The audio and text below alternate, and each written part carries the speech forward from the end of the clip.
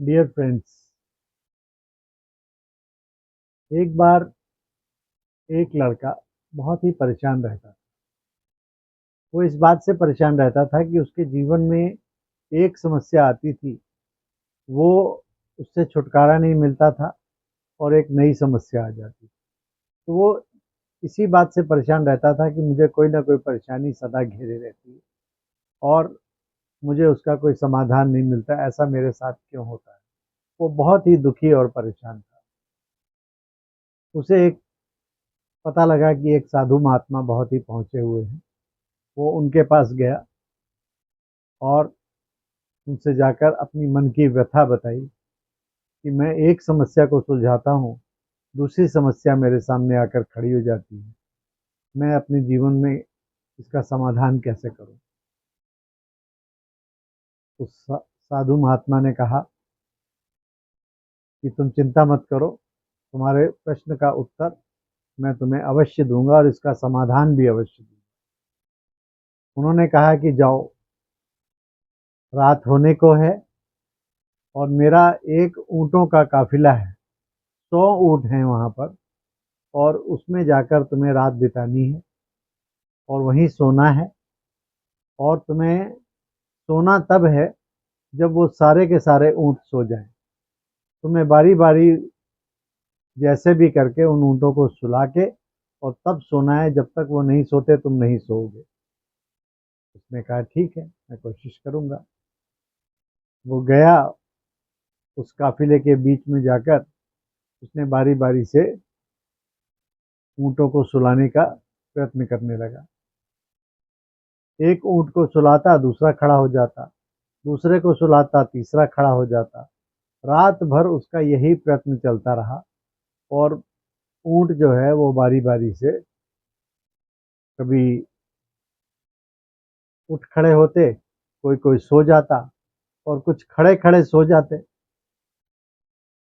बहुत प्रयत्न करने के बावजूद भी रात भर वो सारे ऊँटों को नहीं सुला पाया और इस प्रयत्न में वो खुद भी नहीं सो पाया। वो बहुत ही परेशान हुआ और सुबह साधु महात्मा के पास गया और उनके बताया कि रात भर मेरे साथ क्या हुआ। साधु ने कहा, क्या तुम समझे मैंने तुम्हें क्यों भेजा? उसने कहा नहीं, मुझे तो कुछ समझ में नहीं आया। उन्होंने कहा कि हमारे जीवन में समस्याएं भी ऊँटों की तरह है। एक समस्या जीवन में आती है, उसे हम सुलझाते हैं, कोई दूसरी खड़ी हो जाती है, फिर दूसरी को सुलझाते हैं तो तीसरी खड़ी हो जाती है। जी, ये समस्याएं परिस्थितियां हैं जो हमारे जीवन में आनी अवश्यंभावी है। ये तो आएंगी ही आएंगी, ये हमारे कंट्रोल में नहीं है, इनको हम रोक नहीं सकते। हमारे मन की स्थिति हमारे कंट्रोल में है। अपने मन को हमें स्थिर करना है। अगर हम मन को स्थिर कर लें और समस्या आएंगी भी तो हमें उनका मुकाबला करने की शक्ति मिल जाएगी। स्थिर मन ही हमारी सबसे बड़ी शक्ति है। जैसे अगर आपको तालाब में अपनी शक्ल देखनी हो तो उसके लिए क्या करना पड़ता है? दो चीजें चाहिए, एक तो वो पानी स्थिर हो और दूसरा वो साफ हो, गंदा ना हो। उसी प्रकार आपका मन भी एकदम साफ हो और दूसरा उसमें किसी भी तरह की कोई हलचल ना हो। जब हलचल होती है तो हम समस्याओं की गहराई और उनको सुलझाने के उपाय के रूप में गहराई से सोच नहीं पाते हैं। तो दोस्तों, मन को स्वस्थ बनाएं और उसके स्वस्थ कराने के मन को स्वस्थ बनाने के लिए सबसे अच्छा उपाय है कि रोज मेडिटेशन करें। मेडिटेशन के द्वारा अपने मन को एकाग्र चित्त बनाएं।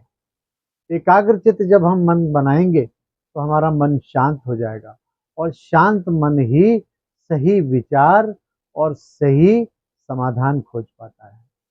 रोज मेडिटेशन करें, राजयोग को सीखें और इसके द्वारा अपने मन को प्रफुल्लित बनाने के लिए, मन को शांत बनाने के लिए और मन से विकारों को हटाने के लिए ये सारे उपाय आपको स्वतः ही मिल जाएंगे। अच्छा दोस्तों, ओम शांति।